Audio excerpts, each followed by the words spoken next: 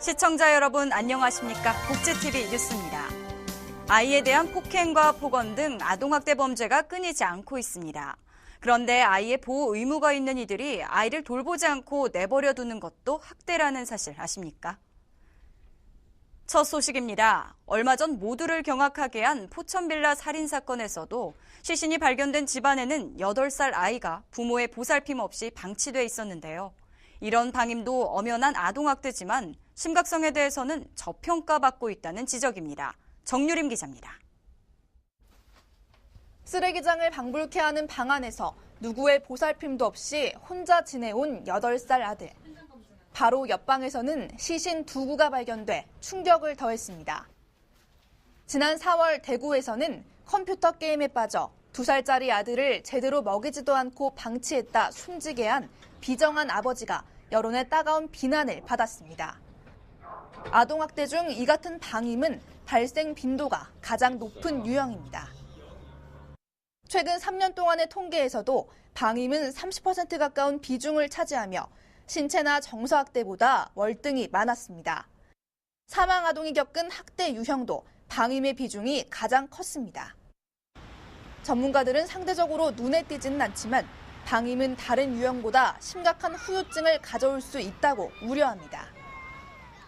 기억력, 또 학습 능력, 그다음에 정서 조절 능력들이 정상적으로 발달되지 못하게 됩니다. 학습장애라든가 반사회적인 행동을 보이는 품행장애 이런 것들이 나오고요. 하지만 사회 제도적 관심은 낮은 게 현실. 현행법은 아동을 유기하거나 의식주 등 기본적인 보호 등을 소홀히 하는 방임 행위를 아동학대로 규정하는 수준입니다.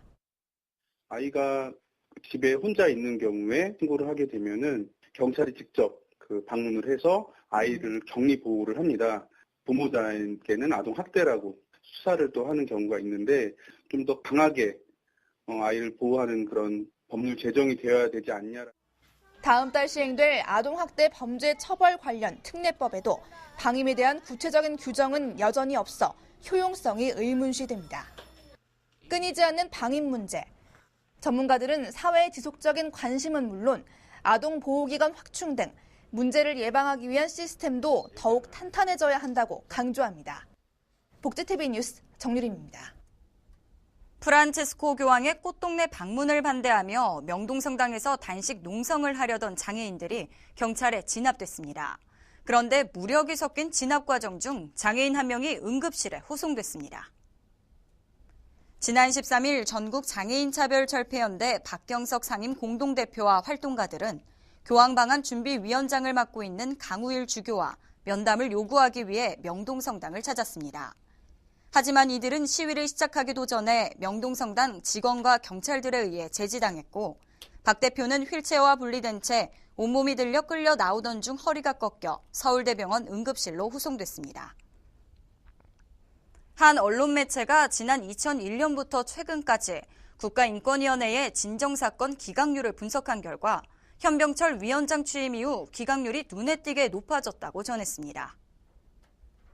현 위원장 취임 전에는 20에서 29%였던 기각률이 취임 연도인 2009년부터 최근 사이 29에서 37%로 껑충 뛰었다고 밝혔습니다. 또 같은 기간 인권위에 접수되는 진정사건은 매년 늘었고 2013년에는 처음으로 10,000건을 넘겼다며 인권연대 관계자는 국내 인권 상황이 계속해서 나빠지고 있는 것에 대한 자연스러운 증가라고 전했습니다. 이어 인권 침해에서 구제하는 역할을 하기 위해 국민적 요구로 설립된 인권위가 기각을 남발하는 것은 존재 이유를 망각하고 설립 근거를 무너뜨리는 일이라고 지적했습니다. 최근 4년 반 동안 스스로 목숨을 끊은 서울시에 거주하는 기초생활 수급자가 202명인 것으로 드러났습니다. 서울시는 2010년부터 올해 6월까지 기초수급자 자살률을 분석한 결과 서울시의 기초수급자 수는 20만여 명으로 큰 변동이 없지만 자살률은 2010년 32명에서 지난해 57명으로 계속해서 증가하고 있다며 복지부의 장래 보조비 내역을 토대로 작성된 만큼 실제 자살자는 더 많을 것이라고 밝혔습니다. 한편 서울시는 지난해부터 취약계층의 자살을 막기 위한 특별관리 사업을 펼치고 있습니다. 대한장애인체육회가 국내 장애인 체육의 발전과 도약을 위한 새로운 CI를 공개했는데요. 도전과 승리, 조화의 불꽃이라는 의미가 담겨 있다고 합니다. 또 이 자리에서는 인천장애인 아시아 경기대회 선수단 단복도 공개됐는데요. 정두리 기자가 다녀왔습니다. 대한민국 장애인 체육을 이끌어가는 대한장애인체육회가 2005년 설립된 지 9년여 만에 새로운 CI를 공개하고 더 높은 꿈을 향한 도약을 선포했습니다.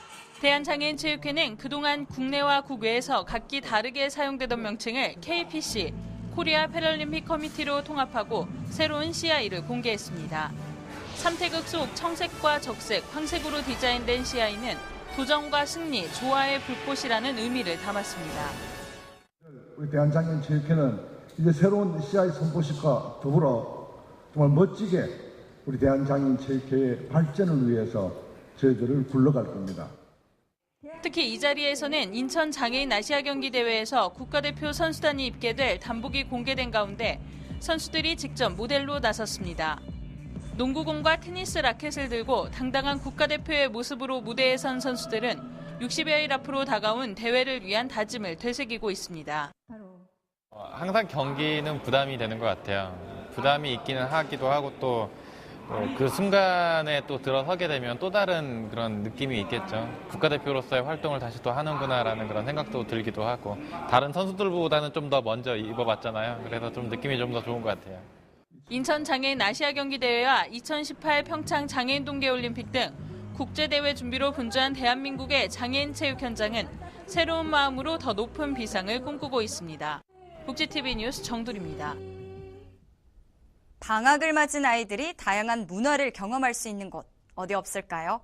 경기도에는 특별한 세계여행 체험을 할 수 있는 곳이 있다는데요. 박정인 기자가 소개합니다. 아이들의 시선을 단번에 사로잡은 인형극. 그런데 이야기가 생소합니다. 은구덩이였으니까 이번에 그래 은구덩이. 우리나라의 흥부놀부 격인 베트남 전래동화 금구덩이, 은구덩이로 자연스럽게 베트남 문화를 접해볼 수 있습니다. 이어진 체험은 글로벌 백동자도 만들기, 우리 한복은 물론 필리핀의 바롱과 베트남의 아오자이, 중국의 치파오 등 저마다 마음에 드는 나라의 전통 의상을 그려줍니다. 완성된 세 개 친구를 병풍에 붙여주면 완성.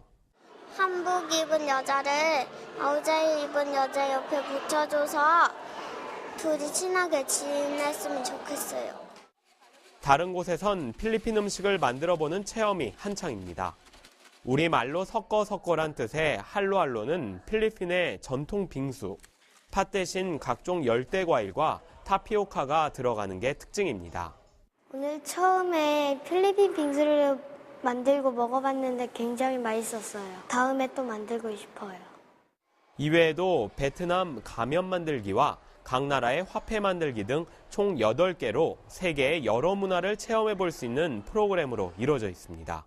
다양한 다른 나라의 문화를 체험을 하는데 그 다양성과 또 공통점 이런 것들을 알아보면서 다른 문화에 대한 존중과 편견을 없애는 이번 프로그램은 이달 24일까지 이어집니다. 복지TV 뉴스 박정인입니다.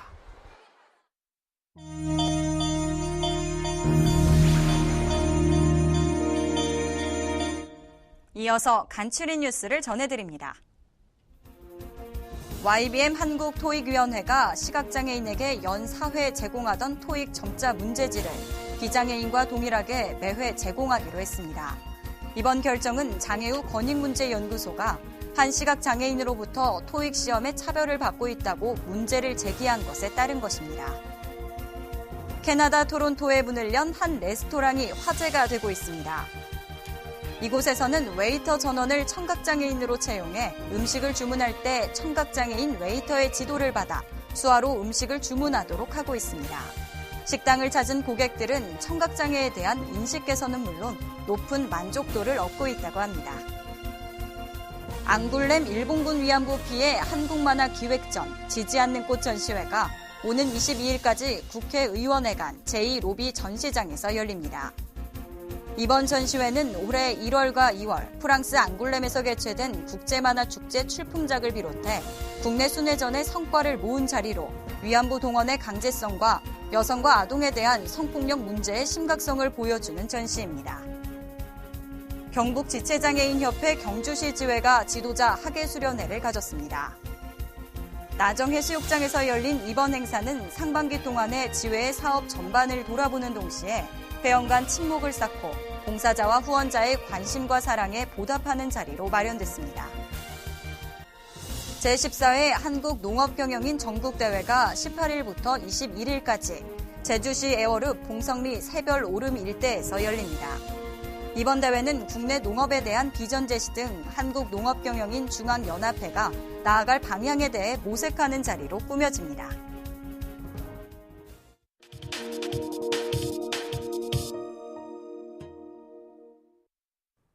어느 날 갑자기 삐끗하며 찾아오는 허리 통증. 하루 종일 일어서서 또는 앉아서 같은 자세로 일하는 현대인들에게 허리 통증은 어쩌면 당연한 질환인데요. 우리 몸의 중심인 허리. 누워있을 때는 25kg, 책상에 앉아있을 때는 140kg, 바로 서있을 때는 100kg의 몸에 하중을 받는다는 것 아시나요? 그렇다고 해서 누워만 있는 것도 허리에는 도움이 되지 않는다고 하는데요. 이번 시간 건강해지는 팁에서는 건강한 허리 만들기를 알려드립니다. 허리가 아플 때 누워만 있어도 낫는다고 하는 사람들이 많습니다. 하지만 허리 통증을 악화하는 것은 고정된 자세를 장시간 유지하는 건데요. 허리 통증이 있다면 스트레칭을 해야 합니다. 스트레칭은 근육의 피로를 풀어줄 뿐 아니라 약해진 근육을 강화하는 효과가 있기 때문입니다.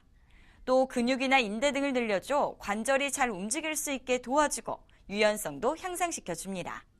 반드시 누워있는 경우 허리의 디스크에 실리는 압력이 가장 적은 것은 사실이나 장시간 한 자세로 누워있게 되면 오히려 척추 관절과 인대에 부담을 주게 되어 바람직하지 않습니다. 허리 통증이 있는 분이라면 적당한 운동과 스트레칭을 해주는 것이 바람직합니다.